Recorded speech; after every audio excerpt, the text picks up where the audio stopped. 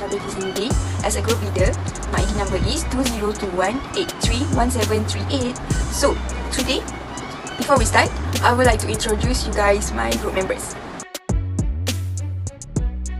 My name is Airasia binti Muhammad Yusuf, number metric 2021-455-238. And me, Noshika Suzani binti Salhi. My metric number is 2021608522. Hi, my name is Airasia binti Hussein. My ID number is 2021881388. So today, we would like to talk about unemployment among employee Airasia in Malaysia to 2020. So, let's start. Now, I would like to present about Malaysia background and demography.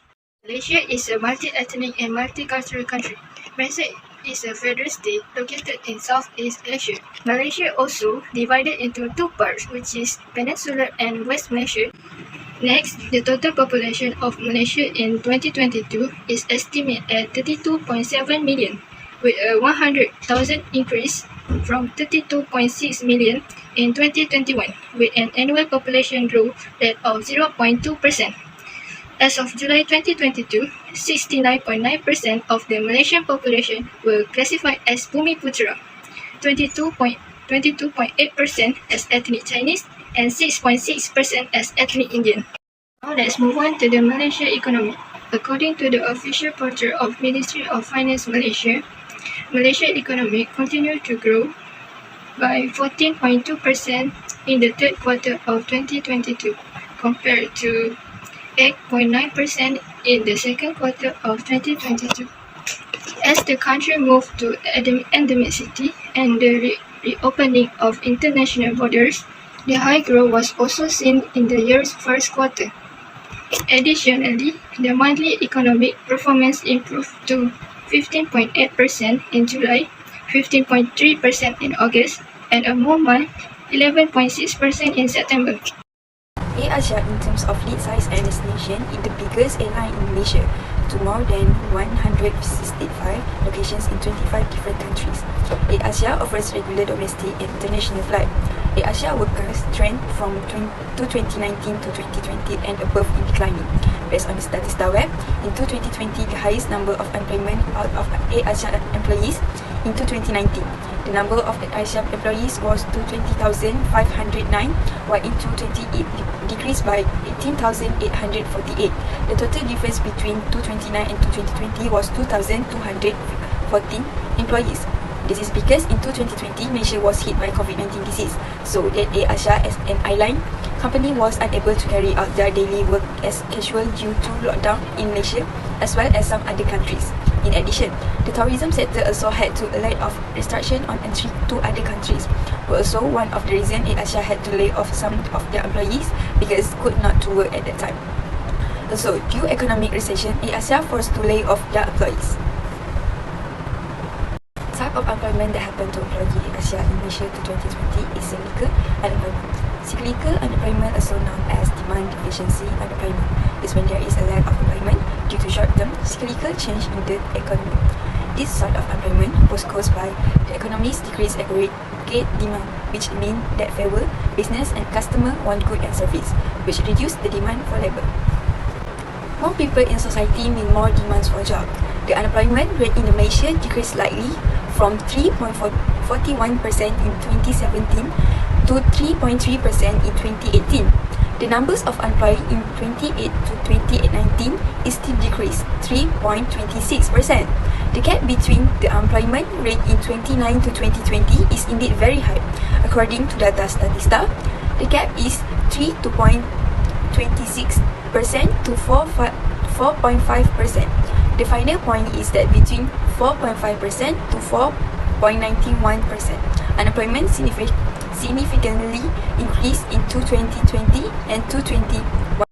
Now we will look at the impact of microeconomic issue on the country in terms of economic decrease in employment opportunity due to the fact that various sectors are unable to operate, driving the high unemployment rate. The impact of that is country economy will decline because it cannot generate income through the expenditure of the people. As a proof, we will see Malaysia economy for Q2 to 2020 decreased by 70.1%. This is because property rate in Malaysia also increased at 8.4% in 2020. The property rate increase will cause the purchasing power of goods and service to decline. According to the data obtained, Malaysia purchase power declined by 9.7% over the past, decline at 83.3% in 2020. Malaysia's unemployment will also reduce the national income as the country's financial resources due to the reduction in income tax for each individual will decrease, as there are many workers who had to be laid out due to COVID-19, such as Airasia workers who were laid out due to the closing of the tourism sector.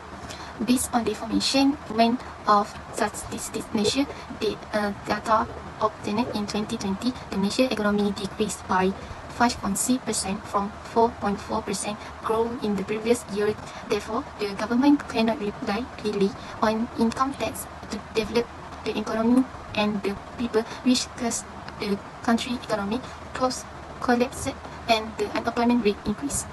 Next, we will look at the impact of macroeconomic issues on the country in terms of society.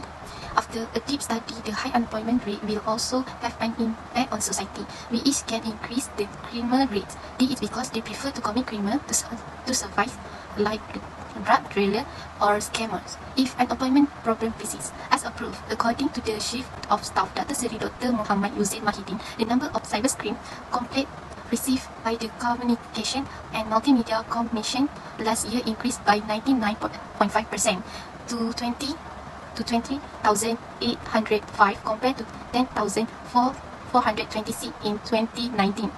The high criminal rate because the safety of the community and the country to be affected. Other than that, unemployment will give more impact on the mental health of the community if they come from the P40 or M14 group, and people will do not have saving. This is because they will be burdened with their spending and they will face a financial crisis. Person mental state to be affected, and it is possible that in the end they will become depressed and want to commit suicide to get away from the problems. Based on research report, the 631 suicide during 2020. If this unemployment problem is not solved, of course the suicide rate may also increase. Fiscal policy refers to the use of government expenditure and tax policy to influence economic conditions, especially macroeconomic conditions. Government will reduce the tax rates and increase spending.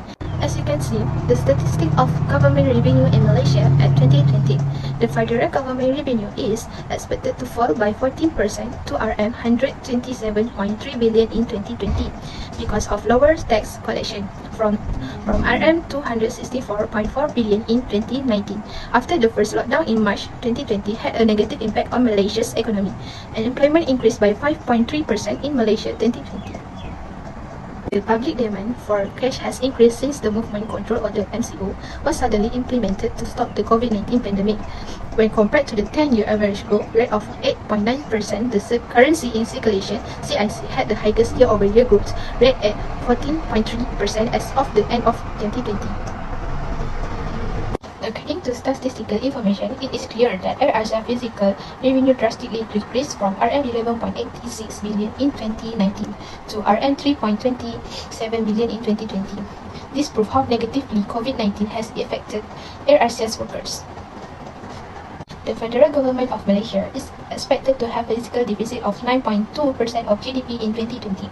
According to data from the Organization for Economic Cooperation and Development (OECD), in 2020, federal government of Malaysia received 15.9% of its GDP. Central bank's macroeconomic policy is known as monetary policy. It is a demand-side economic strategy that the government of nation used to accomplish macroeconomic goals, like to maintain stability, such as inflation, consumption, growth, and liquidity. It involved managing the money supply and interest rate. The OPR was decreased by a total of 125 basis points to a historic low of 1.75% during the COVID-19 crisis in order to support the economy. It is a rate that a bank that is borrowing money must pay to a bank that is lending money.